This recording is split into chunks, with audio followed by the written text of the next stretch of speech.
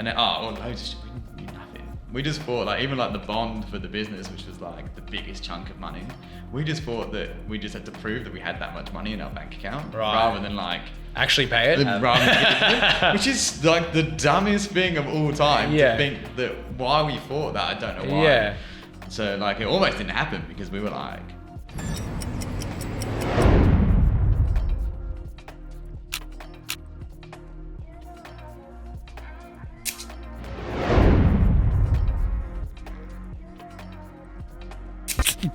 Yeah.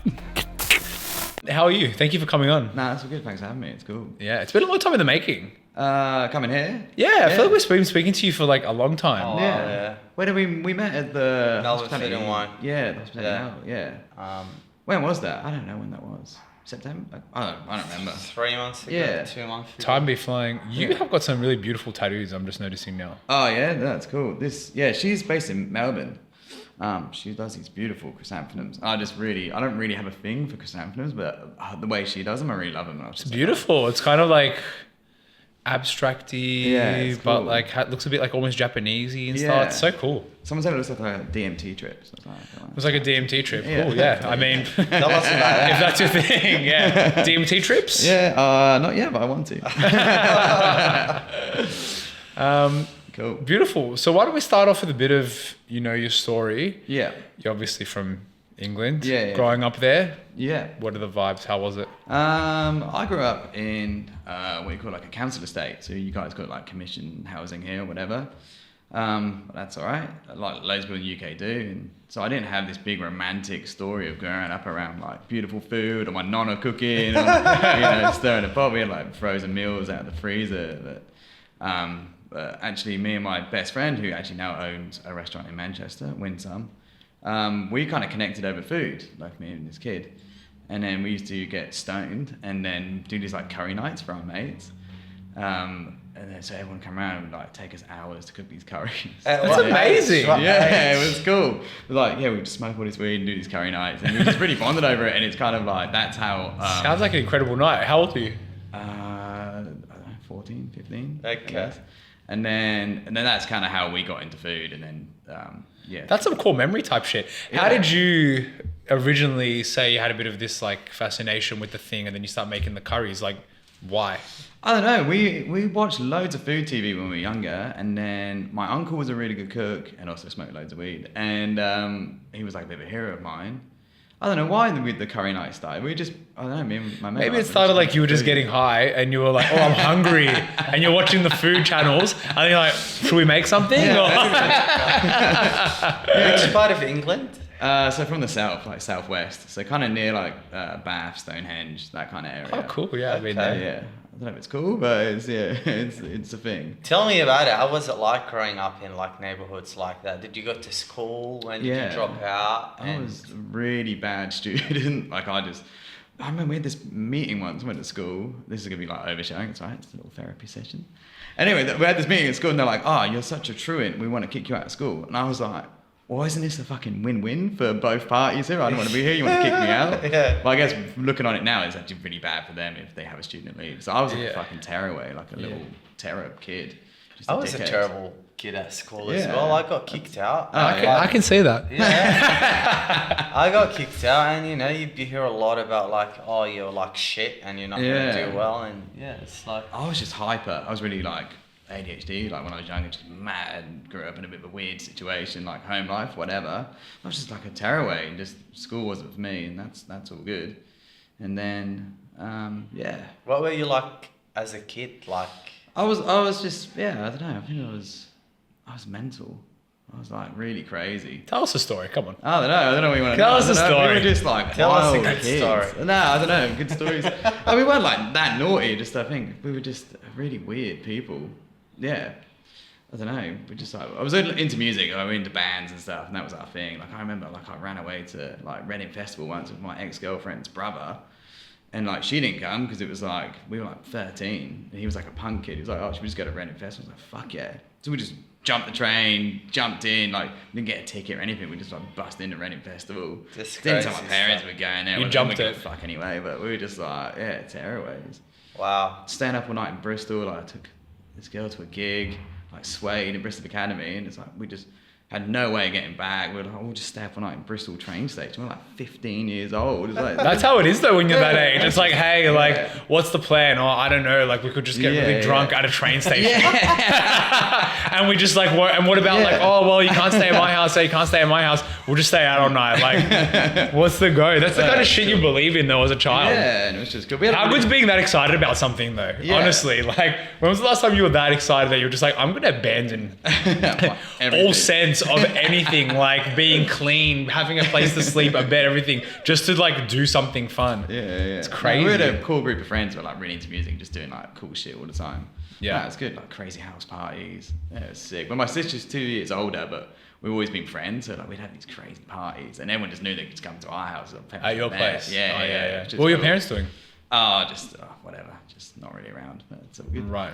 But yeah, so like you and your sister kind of like raised each other a little bit. yeah, well, vibes. she definitely raised me. But That's nice. we're still really close now, actually. Yeah. It's all Is she the here? time. Nah, she lives in the UK. That And you sucks. had to cook for yourself most of the time. I guess a little bit, Yeah. and then we just developed a bit of a thing for food. True. Once you got like good at cooking, that would have been amazing for you because it's like Yeah. I can cook all my own food and it's going to be amazing too. Yeah. Sick. And then so did you stay at school for long? No, I finished it and then went to music school for a little bit, and then Amazing. What were you playing? What were you singing? Yeah, I was Were playing you... guitar at the time. Beautiful. My best mate was playing bass, and we kind of went together at music school, and then that didn't really materialise. I was never going to be a musician. I was always kind of shit at it. And then I stayed in my hometown for a little bit, and then I moved to London on the back of a credit card and some money. I think I stole off my mum, and then just fucking... And you were cheeky. Yeah. He's a cheeky guy. Well, Yeah. that's cool. And then I just started cooking like professionally then. So what That's was that transition like? How did that start? Well, that changed my whole life. Then it's like black and white and like into colour. Yeah. Like working in kitchens. So it just changed my So whole you've life. like really... But how did you get it working to How kitchens? did you get that? Yeah. Old school Gumtree. Remember Gumtree? Gumtree? Yeah, I don't know if yeah. that's still a thing. But I moved to London and was like just looking for any job that I could get paid for. Any job. Any job. And you then, found like a chef job. Yeah. or I like- thought, because everyone said, oh, like you're good at cooking, just because I was at home, like cooking food. I never really thought that I would be a chef, but then I was like, oh, fuck it, everyone says I'm good at cooking or whatever, like into food. So I just applied for all these jobs.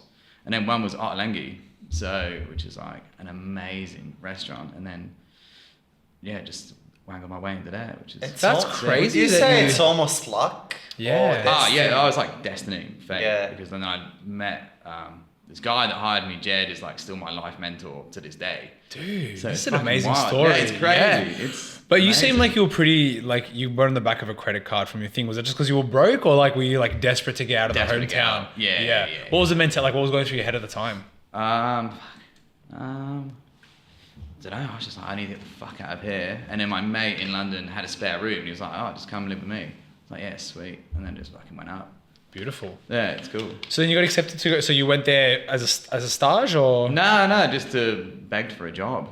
And then I've never cooked or anything, didn't own a knife, couldn't do anything. But this guy I think he just saw something and was like, yeah, fuck it, I'm going to take him on. And because you were passionate? yeah, I don't know. And I think it was meant to be.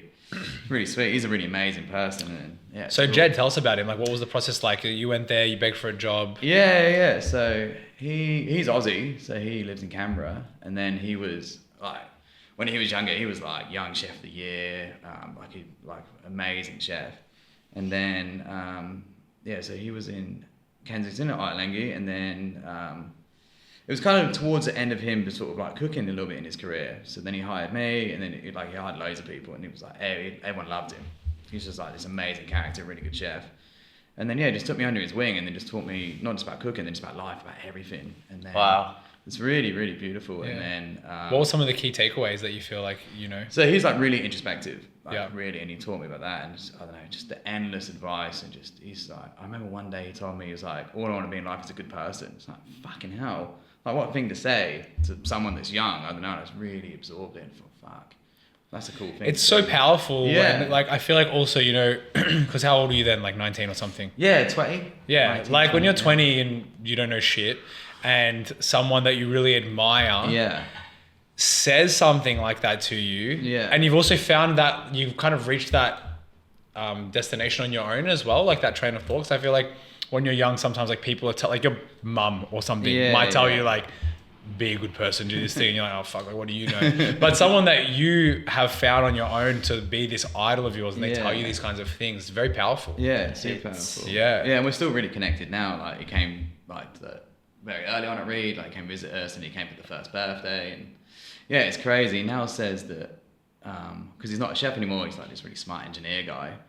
And he's an engineer now. Yeah. He's like, mate, dude, this guy, like, who is he? I know. He's like, it's crazy. We're gonna get him on the podcast. Shout out Jet. He's got like amazing wife and kids. He's like, and he's like semi-professional fucking weightlifter. Like he's a weightlifting coach. He's like, he's insane. It's fucking amazing. He's an incredible person. Dude. But now he said to me, I can even feel now in the way that you're talking about him that you still bro, I love really the look guy. up to him. Yeah. I owe my whole life to him. Yeah. So he said that he realized that his chefing journey was to shape my chefing journey, which is crazy because he sacrificed so much in his life when he was a young chef, and then to the detriment of his like personal life or whatever, and always to be like, because he just thought he would make it as a chef and own a restaurant or whatever. And then that didn't materialize, and he ended up doing other things. But then he realized that journey was to create my fucking journey. Wow. Which is like, what the fuck? Dude, this guy is insane. Nuts. Can I I really want you to share, does this process look like, right? So he's hired you. Yeah. Then what happens with your relationship from there? I really want to know. Yeah, I don't know. I was probably the worst chef that's ever been. And then... then we just worked together, and then he just molded me into a good chef. And then it was only for maybe 18 months, 2 years that I worked for him, I guess. I was with the company for 5, but then he left because he moved back to Australia. So yeah, I don't know, we just became personally, just really looked after me because he was a bit older, and then he just saw that as this lost kid. And I think he just saw, True. Yeah. So I don't know, it's something weird. And just so we would meet up, even when he left Lengi, we'd still meet up and just talk about life and do cool shit together as well. Yeah, it's a weird one. I don't know. It's so beautiful though. Yeah, look, I mean, he obviously had this vision for you, and obviously he must have romanticized the shit out of it, because that's why he was so excited to help you. But you also must have been willing and open to do this thing. You know what I mean? So it's a perfect pairing. No, of course. I think there is for I was talking to someone the other day about mentors and being a mentor and having mentors. I think you need to be able to receive it as well, because he could be a mentor for 1,000 people, but he probably is for 10 or something. So I think you need to be in that right frame of mind to meet the right person and then connect in the same way. Yeah, it's weird how that works. And I guess growing up in a neighborhood like you described it, it's a bit hard to dream big and think of what do I actually want from life? Yeah. And I feel in your case, it really reminds me a little bit about myself as well, but it's it's instinct more than anything else. It's you just literally stepping into, you don't know, you're just doing something, and it kind of, the universe send you the right person, or to just 100%. Kind of spot you, or and you also got nothing to lose. So I think it's beautiful. What were your kind of expectations of life maybe before you met this guy? Oh, fucking don't just dire. Terrible. Honestly, it's kind of weird for me to think about. It's honestly, I feel that's a whole life ago. It's so weird, this pre-cooking, post-cooking thing. I feel, honestly, it feels like 2 different people, 2 different lives. It's so weird how I think about it. I see that though. I really do see that. It's really hard sometimes if you growing up in a place where dreams are not a thing. No one asks you what's your dream. Do you know what I mean? It's if I asked you, I don't know how long ago is that, but at that time, you would just never think of your life as it is right now. No. A podcast is just a crazy, Yeah, I struggle with it. I feel really guilty, owning a restaurant and doing well for myself. I feel, it's a weird thing. I think about it all the time. Big imposter. Yeah, definitely.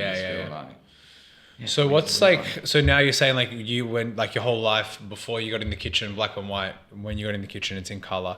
Yeah. What's describe that for you? So the first moment you get into the kitchen, you start understanding service and all that kind of stuff. What's happening for you? personally? Personally, I mean, the first few years was a massive struggle. So I earned fucking no money, and then because I wasn't worth anything, and then just like living in London is hard. Like I remember it took like ages to like be able to afford just buy like an 8 for weed of some dude in the streets. And then man, they would like give me advances on my wages and stuff. It was so wild. I had like fuck all money. Yeah. But just loving life though. You're in London, it's like fucking this is amazing. Like, right. Because London and the UK is two separate things. Like London is its own thing. Yeah. And it's just so cool. Once you're there, it's just so my whole life just started to change. And then you're in London, opportunities happen, you're meeting loads of people, different cultures, just you're exposed to so many different things that I think you only can grow there. Like, and then my whole life changed there, and I met my partner, and you know, that's how I'm here in Australia, and yeah. Was there a moment that you feel like you went from being like cheeky and like... I've always been cheeky. That's never going away. Not giving too much fucks about life to actually be like, okay, shit, I'm responsible now, like... Oh no, I don't know if I've ever been responsible. It's just... I'm just like a Peter Pan, I just want to be a kid forever. I don't know. But I mean, you mean like, when did I become an adult? Or feel like a...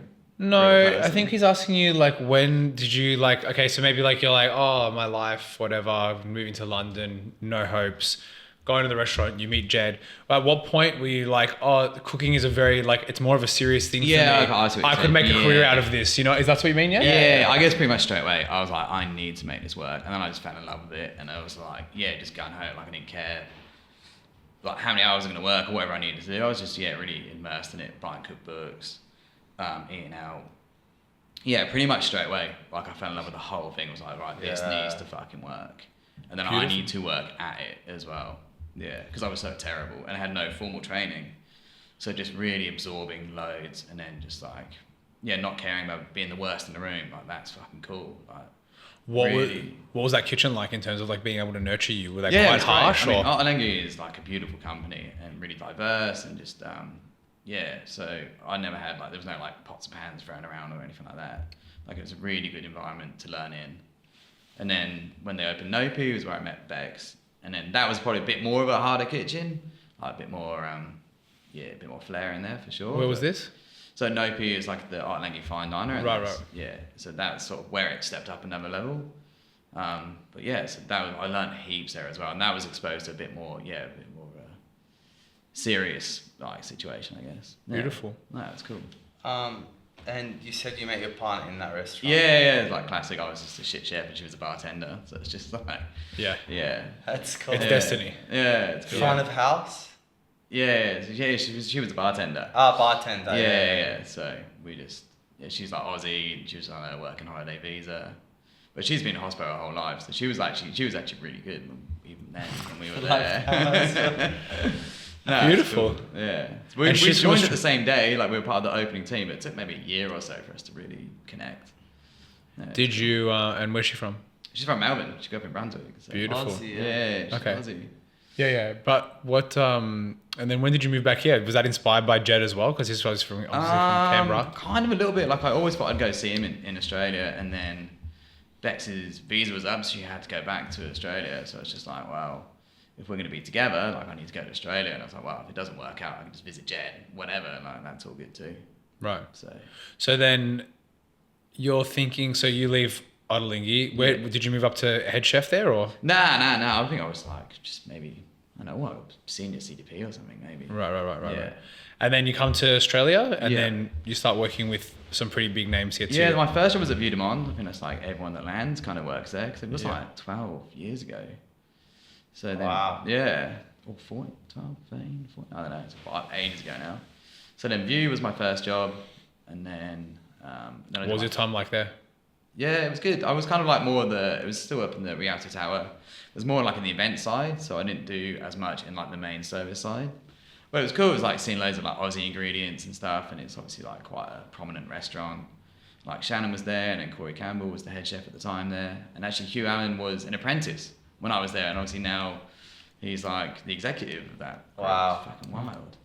Really cool. He's amazing. So cool. Yeah, it's nuts. And what was it like moving into Australia? Like, There was, I think I had a bit of an easy time of it because Bex is from here, and so I just kind of just slipped into her life here. And then, yeah, I did my farm work for Annie Smithers, which is really, really cool. And then... What was that like? Yeah, it was an amazing experience because she's such an amazing person. Like, her restaurant in Tefurmia, obviously just got 2 hats now, which is fucking mad. And she's just like, she taught me loads of things about Australia and life and everything. I was like, if you rang her now and just, if we rang her and said, what would you say about Mark? She would have said it's the world's worst farmer, but he's quite a nice guy. And she's like, she's great. She's a little hero of mine. So I was really lucky to land that as my farm work because there's so many horror stories about. Oh, you did your farm work with this, like fine dining. Yeah, that's a good setup. That's a good setup. Yeah. Well, what's good for me, I don't know if it's good for her. But yeah. And she had all like beautiful animals, like her cats. Like I'm still in love with one of her cats. Yeah. I still go see him all the time. That's cool. Shout out Fen, the legend. Yeah, and then I started working for Casey at Rockwell and Sons. And then into Bar Liberty. And then from Bar Liberty, we moved up to Byron and worked for the Three Blue Ducks. Byron, did you say? Yeah. Byron Bay. Yeah, Byron Bay. Three Blue Ducks. Yeah. So like Daz and Andy and all that. How was that? Yeah, it was cool. Really, really cool. Yeah. What made you move there? Just because I stupidly thought that all of Australia looks like Queensland.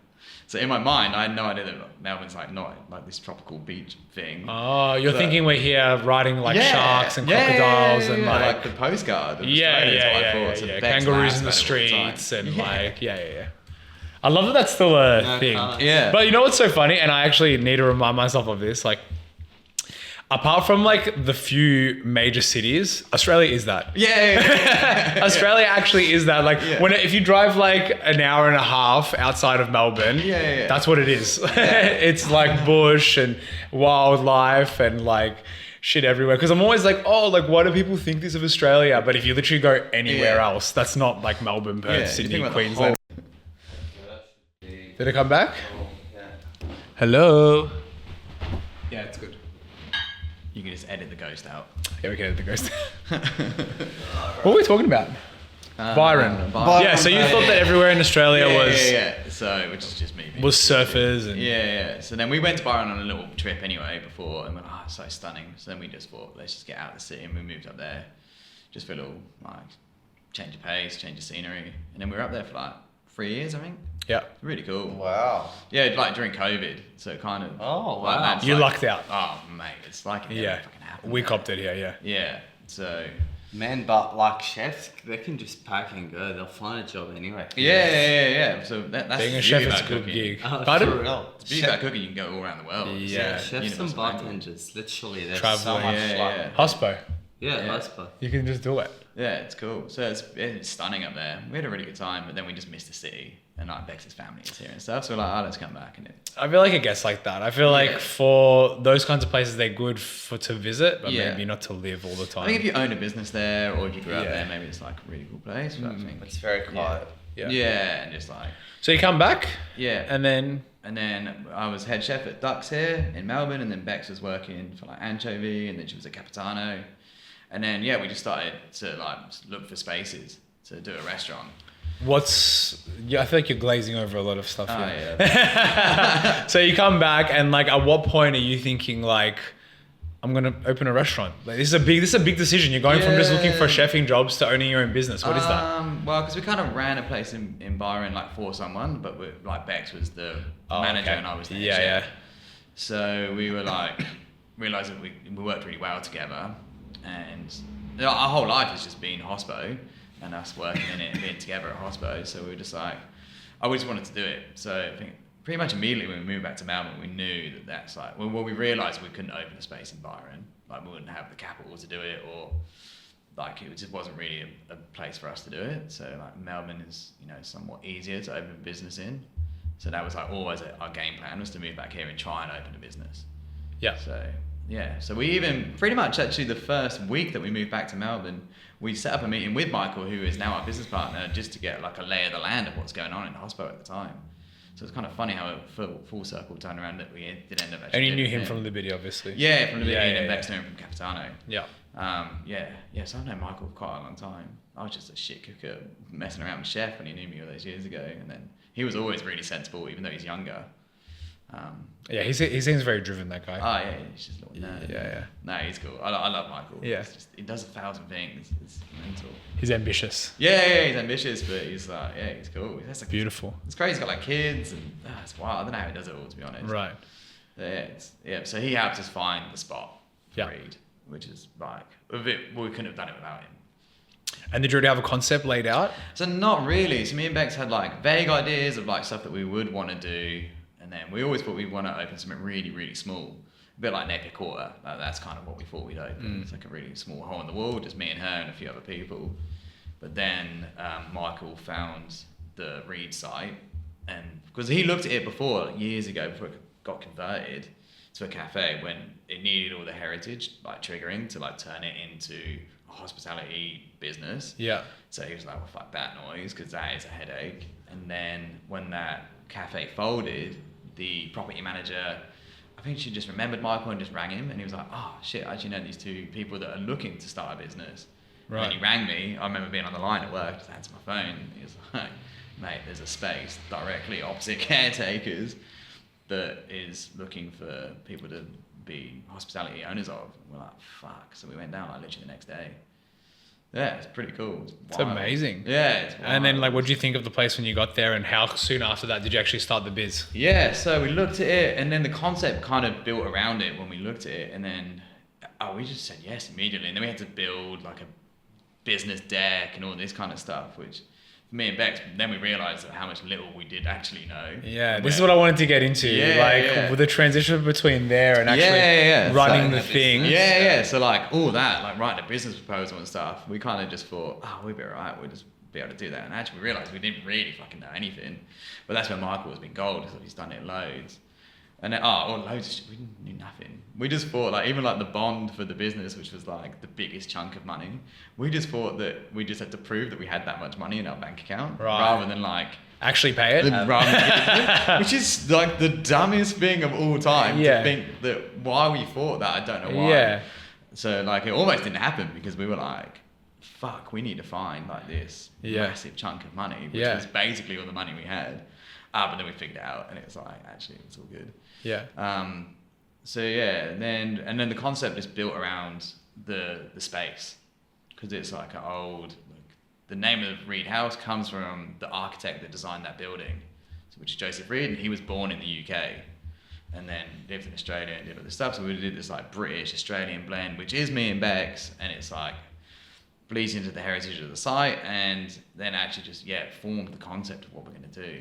I love that. Yeah, it's actually cool. That's a really good story. Yeah, it's really cool. Hey, Yeah. It's good. I think it might be Michael that first thought we should really push the British angle, and then Bex annoyingly thought of the name, which I really wish I did. Well, I it's had such a all good these name. Names. Yeah. I always want to be the creative one. Yeah. And Bex is like the workhorse. Like Bex is just so smart and great, and fucking can just do everything. Yeah, Bex is amazing. Shout out Bex. Bex is like, oh man, it's insane. She just won. She was nominated for Service Excellence, with the food, which is like, we didn't know was coming at all, and it was mental. Like, I was pretty much in tears at work. Most of the staff were almost in tears. Like, Bex is like on the phone, because she had the morning off a read. That's so incredible. And she was like breaking down in tears on the phone to me. It's like wild, because it was kind of like, she's so humble, and she never puts herself out there for anything ever. Yeah. But she's done so much things for people, like women in the industry. Like, she's been through everything, and the support she gives to everyone, and like, like, she's pansexual, so all this kind of stuff that she really is like open to talking to people about, and supporting people along their journeys of. She's done for so many people, and no one fucking knows. But maybe people do, because then she got recognised for this thing. Yeah. So it's been quite overwhelming for her. I think that's great, the Service Excellence Award, because I feel like there's that type of, like, those type of staff, they don't really get recognized. They don't have hats for. It's cool. But it's really like a lot of the experience is that service. So it's fantastic that, And she's an amazing server as well. They have that for her, And then she can, the way her DNA bleeds through the whole like service aspect of everything that happens at Reed House is also like really cool. That's beautiful. So, it's sick. It's a shame she didn't win, but the geezer that won seemed really cool. We haven't been to Bray for a long time, but he seemed he accepted it, and we were like, he was really quirky. And I was like, oh, you know what, that's cool. Because if someone really square and boring won, I'd be like, you're like, what's the go? Yeah, that's shit. We don't want that. But if it's someone quirky doing something cool, fuck it, that's super sick, you know. Yeah, I hate boring things. So how do you stay unboring with what you do? I don't know. I think maybe that's a tricky one, and we think about that all the time, actually. Yeah. Because that's what. Because I would say British cuisine is. I think of it as like I think the general conception of it is like A, it either like doesn't exist, or B, it's quite boring. Yeah. So just how do you challenge that? I don't know. I think that's the challenge. Is that we would. I don't know. Like, there's a guy at work that says I'm the greatest beige chef ever, so which is quite funny. Because we do little twists on things, and then like, Reed is a little quirky.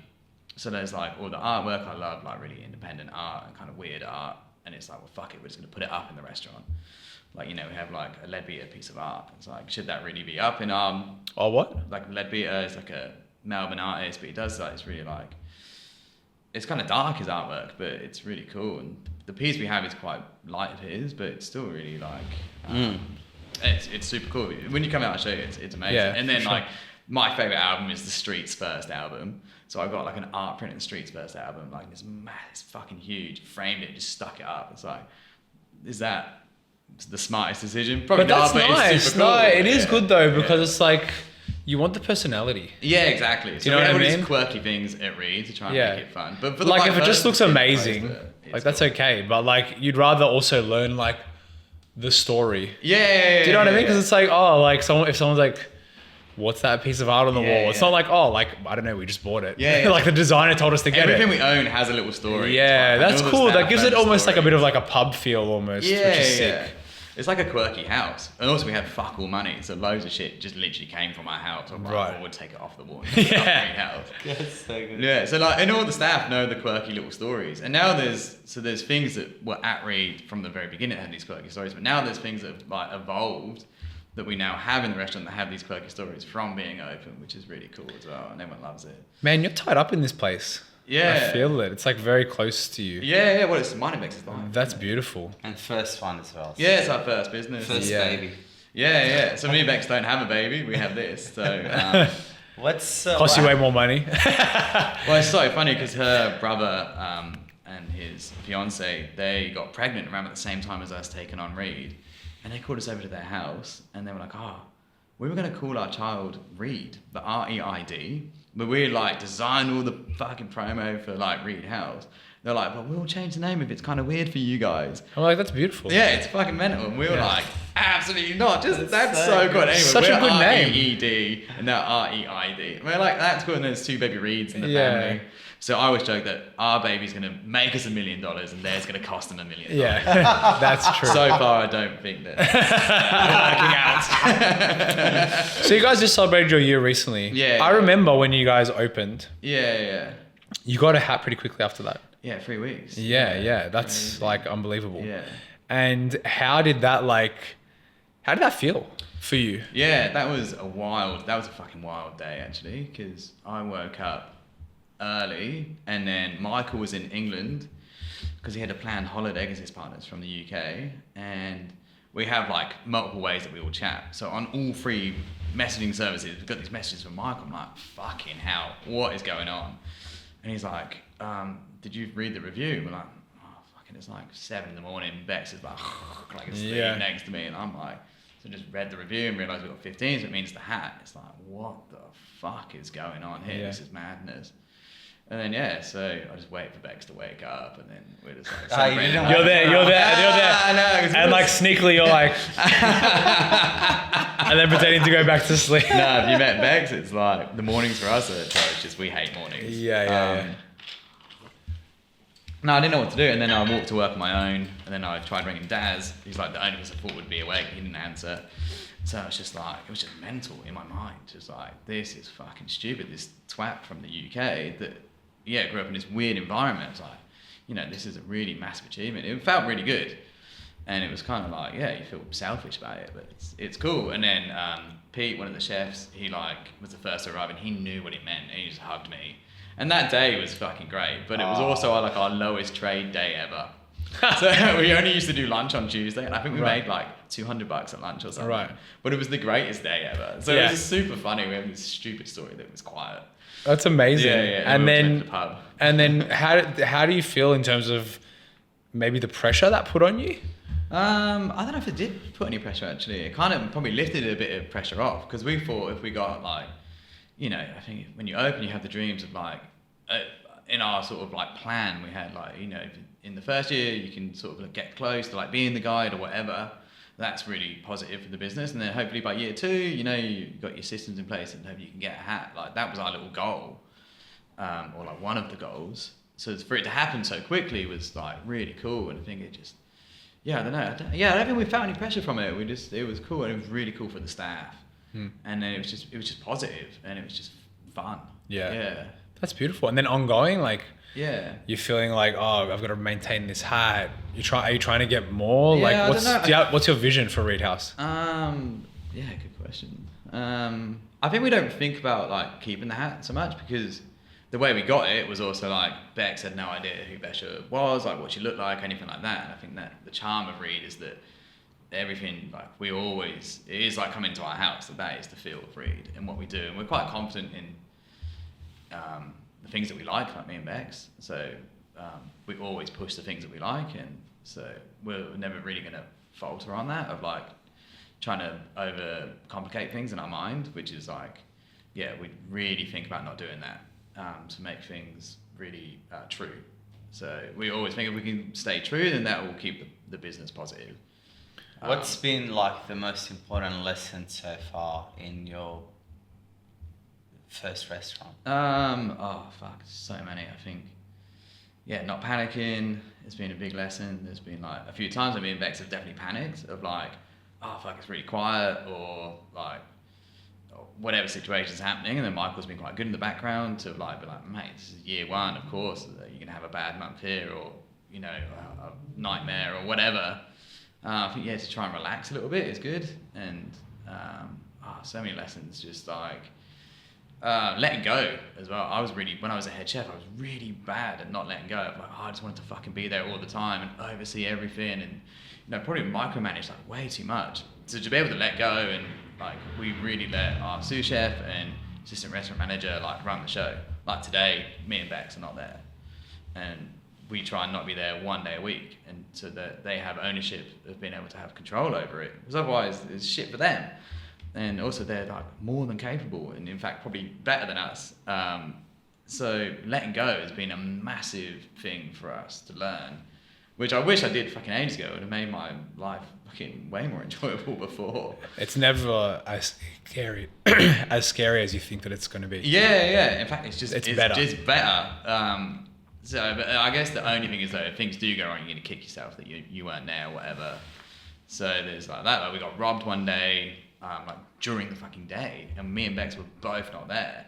And we robbed in what way? Oh, like a geezer fucking came in, ran upstairs, and nicked a load of stuff, and ran out. There's loads of like entrances to read and stuff. It's just wild. Loads of what? Like stuff like he nicked like bags, like nicked like personal bags and like Oh and shit. an iPad. Yeah, it's mad. That's crazy. Okay. Yeah, so both me and Bex were both not on site. We felt so guilty that it like happened to the staff there, because they're gonna feel like, well, fuck, it happened on our watch. Yeah, but actually, if me and Bex were there, it was gonna happen regardless. So, but you do feel really guilty that you weren't there for those kind of things to help people out in situations. Right. Yeah. But that's all right. Restaurants, that happens all the time in restaurants. Like, Yeah. It's a crazy, mad stuff. Insane. Yeah, it's wild, eh? Tell us a little bit about like your menu, what's your approach? Yeah, so we do. So the tagline that we have for it is that we have like a modern Australian restaurant with a British accent. So it's kind of like it's quite modern, like the food and the layouts. We have like snacks, like larger plates, and the desserts, kind of like a normal restaurant kind of is in Melbourne. And then so we kind of think of it as like little quirky dishes and some like safer dishes. So we have like our popular dishes like the Scotch eggs. So it's like a ramen Scotch egg. So we cure the egg like you do the egg on top of a bowl of ramen. So in like soy and vinegar and sugar. So it's like real fudgy and jammy. and then we encase it in pork and do it like a normal Scotch, like a traditional Scotch egg. So it's kind of like this like twist with like this mushroom ketchup, which is like an old school British recipe. So it's kind of like blending some modern stuff with some really old school stuff. Wow. Yeah, so that's how we think of it. And we try and find some like quirky British things or like old British things, and then like kind of like modify it. Or some things we keep quite traditional as well. And then we use like all the local farmers. So everything is quite seasonally like changing. So yeah, it's always evolving and stuff. Do you find it hard to run a restaurant compared to like just working one? Like No, not. Yeah, I think the nuts and bolts of it is kind of like the same. And that we realised that we're quite good at that, like me and Bex, about like bigging ourselves up. But like the nuts and bolts of it, of like cogs and creating dishes or whatever, and all the systems of like the POS system and stuff. That's kind of like we've been doing that for fucking years. Yeah. Like that is fine. And then managing people, we've been managing people for years as well. So that kind of stuff we don't find too hard. But then I guess the behind the scenes stuff of like, we had a nightmare with Xero because we'd never trained on it, which we now like, why don't we just do like a quick course of how to use Xero? The account thing. Yeah. So like an accounting system, and we just fucked up, and then it took us out. We had this day from hell that we talked about like last December. The day from hell. Day from hell. Trying to learn like, Xero. Oh god, it was like this day. Me and Bex realised like the restaurant was really busy, and we were doing really well. It was like the start, and it was cool. And it was like, then we realised we fucked up all the accounting, and we had all these invoices and stuff, and it was like, so it was the day from hell that we sat at home and did all this paperwork that we thought we'd done, but we'd like fucked it all up, and like the bookkeeper, she was really helping us out, but it was like the last thing we needed was to do this day of hell. But so there's that. And then I guess the pressure of owning the business, of like you're sort of responsible for people's lives in a way, of like paying them, because that's how they're paying their rent and supporting their families or whatever. Yeah. It's like, that we do feel, but I think that always comes first for us. So it's like, that's the most important thing in our mind, is the staff and the well-being of the staff and all that kind of stuff. We really think about a lot. Did you have a plan B? Of like, if this shit doesn't work, or you just like, it's gonna work? Oh yeah, it's gonna have to work, because it is our life. That's what's crazy, is because me and Bex are together in real life and Reed life, and all our income is based like, because we get a wage, but so we work at Reed. So if Reed collapses, we'd have to find something, so our life is kind of all wrapped up in it, which we're really guilty of taking work home, because it's just an extension of us, which is like really positive and beautiful. But then I guess you have the negative side of it too, of like, today we're like stressing out about something. It's like, well, actually, if we didn't live together or be together in real life, you wouldn't be stressing at home today. Of course, yeah. Like, you'd probably just be doing normal life stuff. I don't know. How do what people do. Yeah. How do you stay like out of it? Do you know what I mean? Like, what do you do outside of work that so that helps you stay level? Yeah. Good question. That's what we're really navigating. We're quite lucky that like Bex's family is like a massive support to us, and they're fun, and they've got like baby Reeds, so that's like really cool outlet for Bex and for me as well. And then we do things like separately. So like we're called to like hang out with friends separately. So there's no like, we don't have to be in each other's back pocket all the time. So that's good. And we're like, but we also like being together. So we still enjoy going out for dinner and going out to gigs and stuff together. Like it's still beautiful. It's still cool. Yeah, we do it all the time. Do you think like running the business takes a little bit out of like your passion for cooking? No, I don't think so. My passion for cooking is a little bit weird anyway. Like I love the aspect of just cooking and stuff, but I like the business side of cooking as well, of restaurants. Like that's always fascinated me. So and something I like to think about a lot, and put on to the other chefs as well to think about, because it is really important, because you can just like, some people never learn that stuff. It's like a massive hole in the industry of people learning the books of stuff. And it is really, really important. In terms of understanding like cost of menu and how to be profitable. Yeah, how to be profitable and utilising waste or whatever.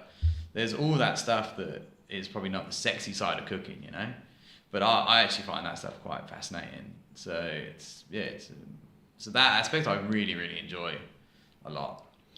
Is there something like that young Mark might think is different to the way that it actually is to owning a business now? Like what, do you know what I mean? Like, is there something like different about, you know, like your expectation of what it would be like to maybe have your own thing when you were, you know what I mean, before you did it? I don't know. I think maybe, I think maybe we thought it was going to be more stressful. It's less stressful. Yeah. But which is so mental. But we have like an amazing team. Like we've been blessed with this fucking team who've now become like, some of them feel like our best friends as well now. It's mental for us. And then they've made our life so much easier. And then I think, but like giving them responsibility and they're just amazing, beautiful people that have made the journey really, really pleasurable. And they've took so much stress off me and Bex. And I think that people like that it is me and Bex as well. That we have no big backers, we've got fuck all money, and we're like quite honest people. And I think people like feed off that a little bit, and so that they do want to help us out. Of like, I don't know, they're quite compassionate to us, I think, which has made it like quite personable, I think. So we don't feel like these big bosses, like corporate motherfuckers or something. You're just doing your own thing. Yeah, and then people like that, and people like that we're quirky. Like I'm really hard. I don't ever turn off of like who I am. I don't have like a work personality or a real life personality or something. It's just you. So it's just me. So the staff put up with it. So if I'm in a mood where I just want to like run around and like annoy people, they're just like, okay, well Mark just wants to annoy me today. Like I'm just gonna pinch someone just to like make them laugh, like when I shouldn't be doing it, and they're just gonna let me do it because it's like they find it funny too or whatever. Right. So, or if I'm just like swinging at the bottom of the stairs, kicking my legs just for fun, they're just like, oh, that's just Mark, and they like it. So then it's cool and it's fun. I like that. Yeah. It's good. Well, look, like, I feel like if you're putting up a serious product and you're doing something that is, you know, has that feeling, it's like you can be kind of whatever character. So, we take loads of things seriously and we take loads of things fun. And it's, You take what you do seriously, but you don't take yourself seriously. Yeah, exactly. Yeah. And that really reflects in Reed, I think. And like the service as well. Like the service is quite meticulous, really. But it feels super relaxed. Super chill. Yeah. There's all little touches of like that they do that, which is quite high end, but people probably don't realise it's happening because it is quite quirky, and we want everyone to be their own personality too. So like we don't let people hide their personalities. What kind of energy and attitude would you push for your staff right now at Reed and like? So just themselves. We want them to be themselves because actually like if you had this. We talk about all the time in Bex, you have this cookie cutter mold of a server and you're trying to force everyone into that mold. For us, we think that's fucking shit. So it's like actually the best to get out of someone is the best version of them. So if they are a quieter person, well, they're probably just a little bit of a quieter server, but they're still doing the job in their beautiful way. Or if someone's a bit louder and a bit brasher and does have a bit of a darker sense of humour, well fuck it, we'll let them run with that, because actually the people that are going to really respond to that are going to really connect to that and be like, this is a fucking vibe. And of course it might rub someone the wrong way, and it's like, you know, it's like the playlist that we play is like stupid, like we have like loads of like British rock music on or whatever, but to the right person you think it's really cool. So we always, there's certain things that obviously you have to know the product and know the story and you know, be quite skilled, but being yourself around that, so there's not like a strict script that you have to say at the start, which some restaurants have. It's like, and actually the way that you're going to do it, but as long as it's still at the right level and the flair that we want, like it's perfect, and we really encourage that, and we see quite good results out of that. That's beautiful. I couldn't agree more. I think letting people flourish into the best version of themselves. I think so too. It's really powerful. How do you, like, what motivates you now? Like, what are you impressed by now? What are you striving for? I think just to make it work, just to make the restaurant work, like we just got to figure it out, because, you know, we have no markers. We've been open for 1 year, but it's like our first year, so it's quite like an anomaly year, really. So now we've got to work out what is our like day to day, what is, because, you know, things kind of like plateau, and you got to figure out, you got to manage what that line is. So that's what we're really thinking about now, is like, where do we sit, of like how busy we are, and like what staffing do we need, and what's going to help grow the business and all this kind of stuff. So that's kind of where we're at right now, is figuring out like how to make it like last forever. So that's our thing. And like, do you ever think it's like like, do you ever give it a timeline if like this doesn't work in like 2 or 3 years? Maybe we have to like you know, maybe switch or change or like, or I don't know. Do you have anyone that will tell you that, you know, maybe you need to change, or what are your thoughts? Yeah, I'm not sure. I guess it, yeah, I don't know. We have to just evolve with it, I guess. Yeah. We Just work it out. Yeah, work it out, because like it is really positive and it does like it's received really well. So but yeah, if we need to pivot and change, then we will, of course. Yeah. But as long as like me and Bex are still having fun with it, then that's like the goal. Like our main mantra is like fun shit only. Like we only want to do fun shit that's fun for us and fun for the staff and fun for the customers. So like, yeah, we never want to try and do things for the sake of doing things. So yeah, we only want it to be fun for us, and that's like really important for us to keep the business going. Yeah. Are you still in touch with people from like back home? Yeah. Not London. Like my hometown? Yeah. Yeah. There's a little gang of people that we have like a little group chat. And actually the streets are like playing the whole second album, and everyone in the UK, my gang of mates are going, and I was like, fuck it, get me a ticket, because they were just like, I want to go back. Where is it? Anyway. He's doing it in the UK. He's also doing it in Australia as well. When? So I got, in March, so I got Melbourne tickets as well. I love the streets. Mate, he's doing the whole second album. We should do it. Yeah, you come. It's like 4th March. You should go. It's like it's gonna be sick. That'll be amazing. Because he's so good live as well. And it's cool. So yeah. that gang of friends. Because my sister's 40th next year as well, and it's around about the same time. I was like, let's go back. And so we'll chat to them, and yeah, how are they doing? Yeah, everyone's doing different things. Some people have kids and stuff, and then it's kind of weird because my best friend Sean, that we grew up together, has now opened a restaurant in Manchester, and like he's just got into like the Michelin Guide and stuff, and he's doing really well. And one that used to cook curry. Yeah. So our little stoner curry friend, it's fucking stupid. Dude, there's something going on there. That's something weird. It's something really weird. That's not just a normal thing. So we talk. You guys both open like fine dining restaurants. Yeah, it's fucking stupid. You're living like parallel universes. It's so crazy. Like he'll ring me. You guys have to open a restaurant together. Sorry to say. We've actually never cooked professionally together. But he's gonna come out for Melbourne Food and Wine. Oh, cool. So he's going to do a few nights at Reed. We should get him to come and do like a guest menu or something at Reed. So he's going to come out from Melbourne. Oh, he's going to come and do that for that. Yeah, Okay. I thought he was just saying he was coming just for the festival. No. So he's going to do a takeover. Right. That's amazing. Yeah.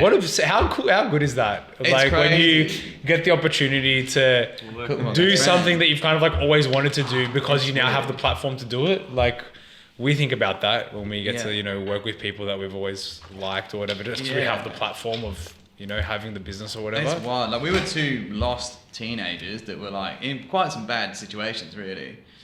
And then now he's doing really, really well. Like his restaurant looks fucking incredible. Like he just had Rush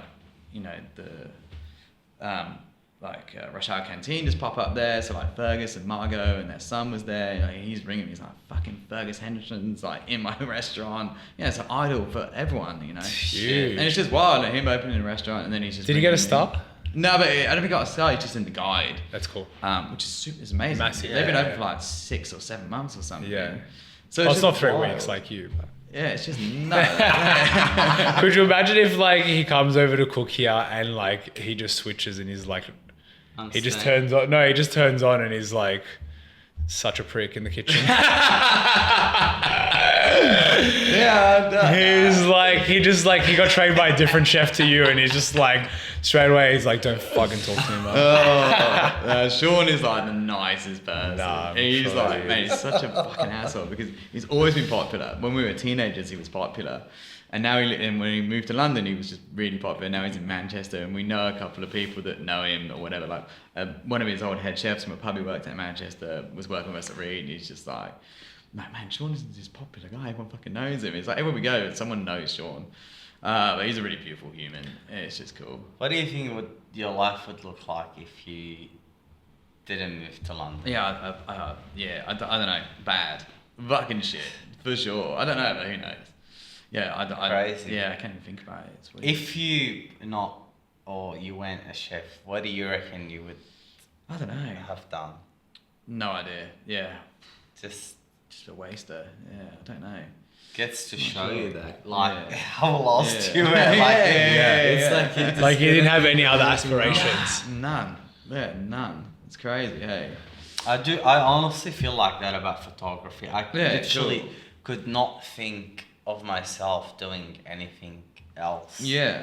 in the world. And I don't know how the fuck it happened to me, but yeah, I can't imagine it. Like, Yeah, it's cool. I love when people find their It's all thing. passion. I Isn't just it? Yeah, can't it's imagine sick. it. As long as you're really passionate about what you do. Yeah, it's cool. You It's can make it super happen. fun for everyone to when they Yeah. have, and also really lucky that you find that because some people don't. Some people never find that thing, and it's like, Yeah. it really sucks. And I feel super lucky that I found that thing, and then it opens up that whole other world of like happiness and. Do you ever like just get fucking sick of it sometimes because it's your work? It's passion, but it's also work.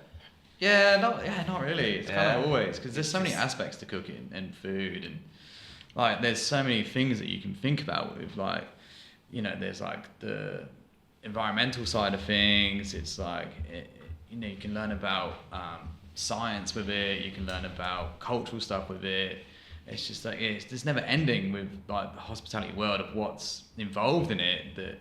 So even if you get sick of like cooking a steak in a pan, you could then think about the front of house side of things, or you can think about the history of things or the future. There's just so much about it that you can sort of pivot around to and you learn loads about. It's really, really cool. But I guess you're just chasing the better flavor, the nice way to present something and impress people and hear that feedback and get that second hat. It's like... It's cool. And it's just fun. There's so much fun things happening around hospitality. You got to think, people are only going to restaurants for like mainly fun. Yeah. Like, They want to have a good night. Yeah, Or like, a good day out or whatever and it it's is. just cool, and just people are just doing cool shit, and being around the food scene is like, well, you guys know, you just go around, everyone's just doing cool shit, you're just chatting about people that are excited to do things, and you're learning about all sorts of things, like, you might drink a bottle of wine that's from a region that you had no idea that grew a certain type of grape, and like that kind of stuff just really excites me now. You're like, oh fuck, I didn't know that happened there, and it's really cool. Like today I was watching something and I saw that they were racking wine and they were putting egg whites into the wine to like filter it, and I knew that it happened, but I never really saw how it happened, and I was like, oh, this is so fucking awesome. Yeah. But I saw that today and I learned why they were doing it, how they were doing it. It's like, it just never ends. The game never ends. It's really, really cool. Does the current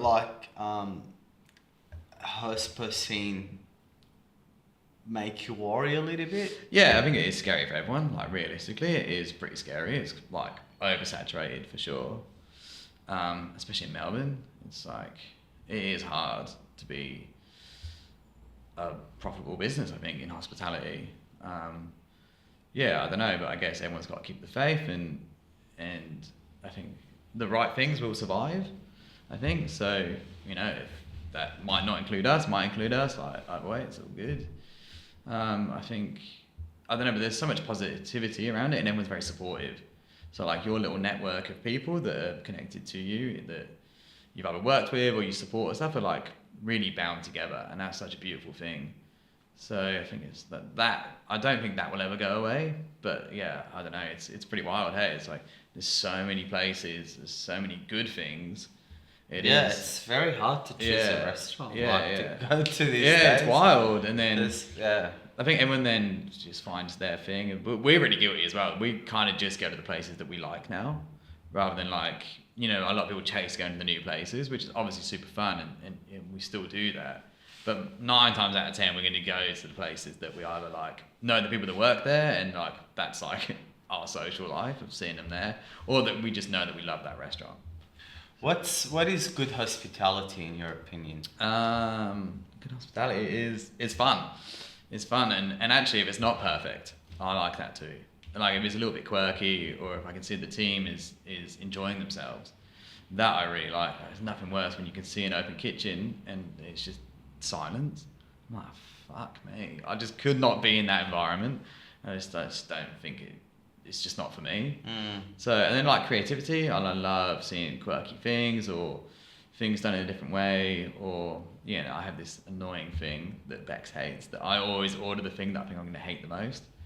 Because the lady who taught me how to cook, Sarit, she took me out for dinners when I was a young chef, and she would tell me to choose something off the menu. She's like, well, what looks like we're not going to like? Well, let's get it because they've made it for a reason. So that's the only way you're going to broaden your horizons is if you get it. Try things you haven't tried before. Try it. So it's like, but Bex is like, but I know that you fucking hate horseradish. Just don't order it. You're just going to annoy me the whole meal that you've ordered this. I'm like, but this might be the one that changes my mind. And like, hey, and sometimes it does, but sometimes I do just annoy Bex. I love that, Ben. That's really adventure. Yeah, it's cool. That's really kind. How are you broadening your horizons now? What do you look for inspiration as well? Yeah, so obviously just eating out and stuff, but then at the moment for Read we do like kind of weird like looking at some old British stuff, which I've never done before. So that is kind of like that brings a bit of inspiration to the team as well. So we might see a sauce or something in a British cookbook or something, or someone might watch something on YouTube and they'll be like, oh, I saw there's this quirky thing from the UK, and that'll build the basis of a new dish for us. So that's love that. Yeah, which I've never cooked British food before Read or really thought about it or like being like aligned to like I'm a British chef or whatever. Like I've always cooked kind of like Middle Eastern food. Like is like my main passion. That's what I love eating if I cook at home. So yeah, it's kind of funny. Where do you go for good times in Melbourne? So we really like at the moment Pendant Bar on Brunswick is like being our little go-to on Sunday evening. What is it called? Pendant. So Yeah. it's like, on Brunswick Street? Yeah. It's Brunswick Street or Brunswick? Brunswick Street. Oh. Yeah. Which one? It's like quite new. It's like near Black Pearl. The Pendant. Yeah, Pendant Bar. Yeah. It's a bar? Yeah, it's a bar. So we've been going there on Sundays because we don't open Sunday nights. So that's been our little thing. And then me and Bex always like, we love Napier Quarter. It's like our little date spot, me and Bex. And then, Do you guys live around here? Yeah, yes, we It's live in Carlton. Yeah. Okay, yeah, cool. So he's from the hood. Yeah, we're super lucky. We can walk to work, which is like a dream for us. So nice. Yeah. Being close to work is like... Yeah, it's a blessing and a curse at the same time. Yeah, but it is so nice that we have that walk. It's like flashbacks. Yeah. We're also just like so close, but like, we can just nip in. No, we're very, we have to fucking deal with going on the tram or something. I don't want to be around people. Yeah. If time, money and place wasn't a thing and you had the chance to collaborate with any person, dead, alive, musician, movie director, chef, anything, who would you collaborate with? Oh, yeah, I don't know. Streets. Yeah. I guess there's loads of people. I guess, well, yeah, I guess the lady who taught me how to cook is so important to me, like Sari. So, like, the chance to cook with her or just, like, be around her is like... Where was she in the journey? So she was at Olingi as well. Oh, she was at Olingi as well. She was like, and then she just... Right. She's like my mum in my life, so I just put her on Sari. So I always think, like... Yeah, so my favourite thing is just, like, her feeding me food is, like, my favourite thing in the world. Right. So, yeah, if I could do anything, it'd just be that. Yeah. That's beautiful. It's also, like, so funny how our psychology works. It's like maybe like you're thinking at that age, like, oh, I don't need parents, but like you did have these strong figures. Like you had like Jed's like your father figure, Sari's like your mother figure. It's like we actually do need these as humans. Just in general, like you need some guidance in these kind of in these in these times, just in general, and you know, you need to have someone to look up to or like those kind of role models in your life. And it's good you lucked out. Yeah, got some good ones. Yeah, I feel the luckiest person to like get mentors. It's like, it's a massive thing. Yeah, I was actually going to ask this question before. How do you go with like mentorship? Like obviously you've been blessed to be mentored yourself. Yeah. How do you pay that forward? So funny because this is what I've been really thinking about the last like little while. So actually from that talk where we met at Hospitality Now, you know, like Nathan was talking about that runs like Heart Attack and Vines in residence. Yeah. His talk, he was talking about how he is like a business coach and a life coach and how open that he's been to have mentors in his life. Yeah. And I've always been really open to it as well. And I had a really good chat with him the other day actually, which is cool. So off the back of that, like I messaged him, was like, this is so fascinating that you have a business coach and a life coach. It was in a hospitality business. Incredible, it's something that I never really thought about and it really blew me away. So yeah, I really think about it, and I'd love to be a mentor. It's like definitely something that I think I would love to be. I don't know if I'm there yet for anyone, but hopefully I think, you know, bits and pieces. Like I feel like kind of like one foot in that game, one foot out type thing. But it's something that, I think people should really grasp, because it's such a beautiful thing. And I think also for the mentor as well, like, I think they gain loads out of it too as well. And it's quite a beautiful connection. It's really important to me and my life. Yeah. So beautiful. Yeah. Well, maybe you just get like a good trainee chef. Yeah. And you can... I think also just Or you finding could- the right person. Yeah, You yeah. know, like you need someone to actually have some sort of connection with. Yeah. There's definitely a few people that I feel like I have Yeah. that kind of relationship with, but probably not to the level that I have with other people. But we have like a young chef now with us that I feel like we have this little thing, so which is cool. Beautiful. That's beautiful. Yeah. Cycle of life, huh? Yeah, It's a nice way to end it's it. sick. Beautiful, Yeah, man. yeah. It's cool. On that note, thank you so Yeah, much. awesome. Thank you guys. Honestly, Yeah. like I'm just sitting here sometimes, I just think to myself, we're so lucky to be able to like share all these like stories on the podcast, and It's cool. your story is fucking incredible. So beautiful. Fascinating, man. Yeah. And No, thank you inspiring, guys. really. Hey, it's cool that you guys give the platform to people to do it, because I think in hospitality, everyone has like weird stories and everyone wants to share their Everyone's got a stories. good one. There's so Yeah, many good it's stories, crazy, man. yeah. There's not that many boring people in hospitality. Everyone's a little bit fucked up. Chefs are a little Yeah. bit... Yeah. They're a bit NQR. Yeah, they are. And it's cool. isn't it? Yeah, I in a only good like way. Quirky people. So Yeah, it's like, and it it's is. loads Yeah, in yeah, hospitality. It's yeah. awesome. So thanks for coming. thank you. Yeah. Yeah. Appreciate you. Appreciate man. you, Mark. Sweet. Awesome.